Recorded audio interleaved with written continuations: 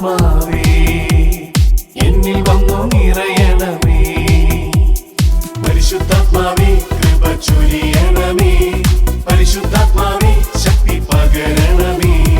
പരിശുദ്ധാത്മാവേ കൃപ ചൊരിയണമേ. പരിശുദ്ധാത്മാവേ ശക്തി പകരണമേ. പരിശുദ്ധ പരമ ദിവികാരുണ്യമായ ദിവ്യേശോയ്ക്ക് എന്നേരവും ആരാധനയും സ്തുതിയും പുകഴ്ചയും ഉണ്ടായിരിക്കട്ടെ. ദിവ്യകാരുണ്യമായിട്ട് ഈശോ നമ്മുടെ മധ്യത്തിലേക്ക് കടന്നു വന്നിരിക്കുകയാണ്. ഒരിക്കലും ഈ കർത്താവ് തൻ്റെ ആ വലിയ കരുണ നമുക്ക് അനുഭവവേദ്യമാക്കുവാൻ വേണ്ടി ഈ ദിവ്യകാരുണ്യത്തിലായിരുന്നു കൊണ്ട് നമ്മളിലേക്ക് അവൻ്റെ കരുണയുടെ ആ വലിയ വർഷം നമുക്ക് അനുഭവവേദ്യമാക്കി തീർക്കുകയാണ്. ഈ നിമിഷങ്ങളിൽ കരുണയായി സ്നേഹമായി നമ്മുടെ ജീവിതത്തിലേക്ക് കടന്നു വരുന്ന ഈശോയെ നമുക്ക് കരങ്ങളുയർത്തി സ്തുതിക്കാം, ആരാധിക്കാം, ഈശോയ്ക്ക് നന്ദി പറയാം. Hallelujah, hallelujah, hallelujah. ഈശോയെ നന്ദി, ആരാധന, ആരാധന, ആരാധന. Hallelujah, hallelujah, hallelujah, hallelujah. ഈശോയെ, ഈശോയെ, ഈശോയെ, ആരാധന, ആരാധന, ആരാധന. Hallelujah, hallelujah, hallelujah, hallelujah. ഈശോയെ നന്ദി, ആരാധന, ആരാധന, ആരാധന. Hallelujah, hallelujah, hallelujah, hallelujah. ഈശോയെ നന്ദി, ആരാധന, ആരാധന, ആരാധന. ഈശോയെ നീ കരുണയായിട്ട് ഞങ്ങളിലേക്ക് കടന്നു വരുന്നതിനെ ഓർത്ത് നിന്നെ ഞങ്ങൾ സ്തുതിക്കുന്നു, ആരാധിക്കുന്നു, നന്ദി പറയുന്നു. നിന്റെ വലിയ സ്നേഹത്തെ ഓർത്ത് നിന്നെ ഞങ്ങൾ സ്തുതിക്കുന്നു, ആരാധിക്കുന്നു, നന്ദി പറയുന്നു. Hallelujah, hallelujah, hallelujah, hallelujah. ഈശോയെ നന്ദി, ആരാധന, ആരാധന, ആരാധന. Hallelujah, hallelujah, hallelujah, hallelujah.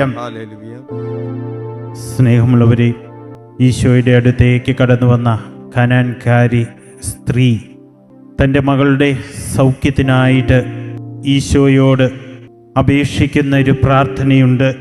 മത്തായിയുടെ സുവിശേഷം 15-ാം അധ്യായം 22 മുതലുള്ള വചനങ്ങളിൽ നമുക്ക് ആ വലിയ പ്രാർത്ഥന കാണുവാനായിട്ട് സാധിക്കും.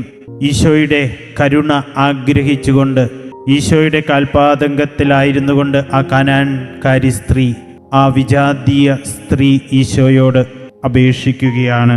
കർത്താവേ, ദാവീദിൻ്റെ പുത്ര, എന്നിൽ കനിയണമേ. എൻ്റെ മകളെ പിശാച് ക്രൂരമായി ബാധിച്ചിരിക്കുന്നു. കനാൻകാരി സ്ത്രീ ഇന്നത്തെ Israel, Palestine, Lebanon, Syria, Jordan തുടങ്ങിയ രാജ്യങ്ങൾ ഉൾക്കൊള്ളുന്നതാണ് പണ്ട് ഖാനാൻ എന്ന് വിളിച്ചിരുന്ന ദേശം. നോഹയുടെ മകനായ ഹാമിൻ്റെ മകൻ്റെ പേരായിരുന്നു ഖാനാൻ. ഇവൻ്റെ സന്തതി പരമ്പരകളെയാണ് ഖാനാൻകാർ എന്ന് നമ്മൾ വിളിക്കുക. ഇവരെ നശിപ്പിച്ചാണ് യഹൂദർ ജോഷുവായുടെ നേതൃത്വത്തിൽ വാഗ്ദാന നാട് പിടിച്ചെടുത്തത്. ലെബനോണിൻ്റെ ഭാഗമാണ് ടയർ, സീദോൻ. ഇവിടെ ഒരു കനാൻകാരി സ്ത്രീ യേശുവിൻ്റെ അടുത്ത് വന്ന് തൻ്റെ മകളുടെ സൗഖ്യത്തിനായിട്ട് കേണപേക്ഷിക്കുകയാണ്. കർത്താവേ, ദാവീദിൻ്റെ പുത്ര, എന്നിൽ കനിയണമേ.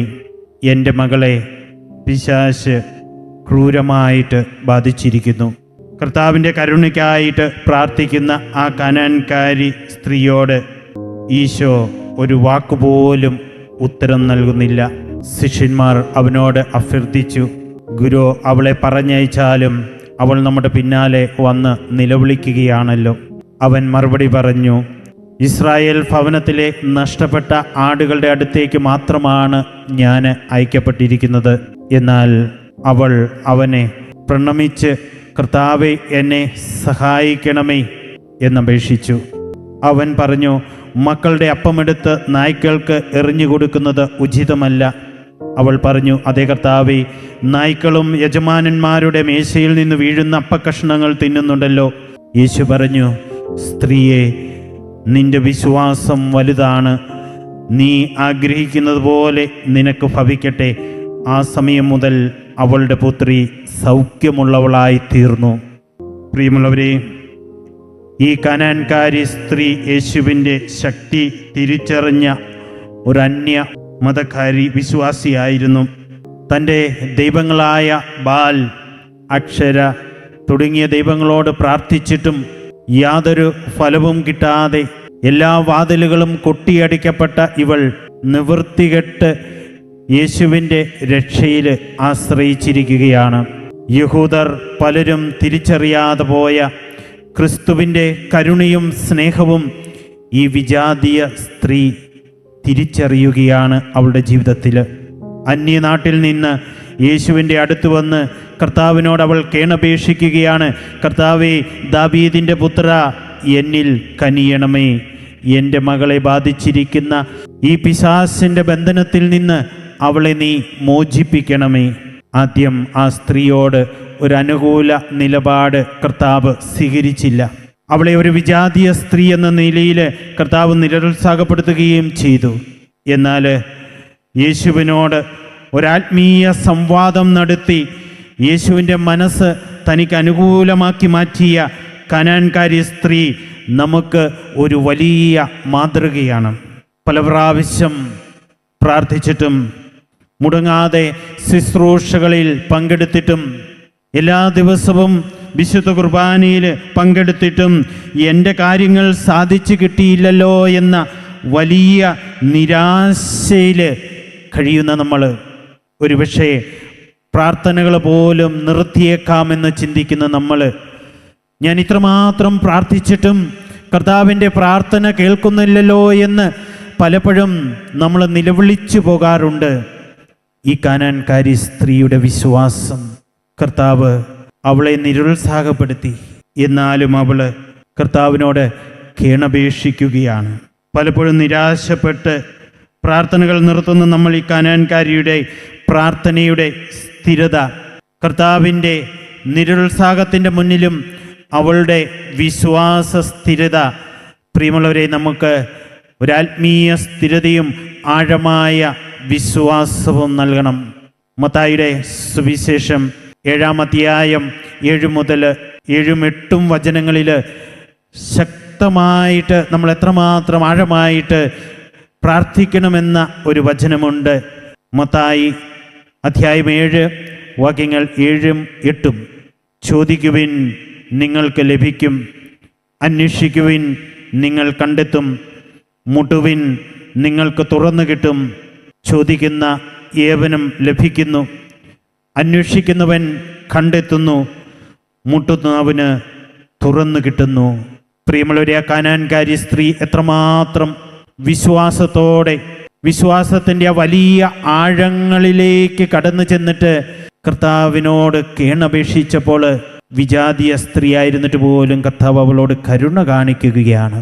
നമ്മുടെ ജീവിതത്തിലും ഈ കരുണയുടെ തിരുമണിക്കൂറിലായിരിക്കുമ്പോൾ നമ്മുടെ ജീവിതത്തിൽ പലപ്പോഴും ലഭിക്കാതെ പോയ അനുഗ്രഹങ്ങളെ പ്രതി നിരാശപ്പെടാതെ ഒരു കുഞ്ഞുകുട്ടിയെ പോലെ അപ്പൻ്റെ കരങ്ങളിൽ തൂങ്ങി തൻ്റെ ആഗ്രഹങ്ങൾ സാധിക്കുവോളം ചോദിച്ചു മേടിക്കുന്ന കുഞ്ഞുകുട്ടിയുടെ മനോഭാവത്തോടെ, പ്രിയമുള്ളവർ, ഈ നിമിഷങ്ങളിൽ ഈ കരുണയുടെ തിരുമണിക്കൂറിൽ നമുക്കായിരിക്കാം നമ്മുടെ ആഗ്രഹങ്ങൾ, നമ്മുടെ അഭിലാഷങ്ങൾ കർത്താവിൽ നിന്ന് എനിക്ക് വേണമെന്ന് നമ്മൾ ആഗ്രഹിക്കുന്ന വലിയ അനുഗ്രഹങ്ങളെല്ലാം ഈ നിമിഷം നമുക്ക് കർത്താവിന് സമർപ്പിച്ച് പ്രാർത്ഥിക്കാം.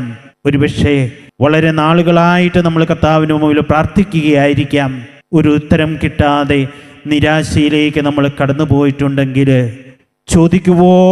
കിട്ടുവോളം നമ്മൾ ചോദിക്കണമെന്ന ആ വലിയ വചനം ഒരു കുഞ്ഞിൻ്റെ മനോഭാവത്തോടെ എൻ്റെ കർത്താവ് എനിക്ക് നൽകും, എൻ്റെ കർത്താവിൽ നിന്ന് ഞാൻ ചോദിച്ചു വാങ്ങുമെന്ന ആ വലിയ മനോഭാവത്തോടെ ഈ കരുണയുടെ തിരുമണിക്കൂറിൽ നമുക്കായിരിക്കാം.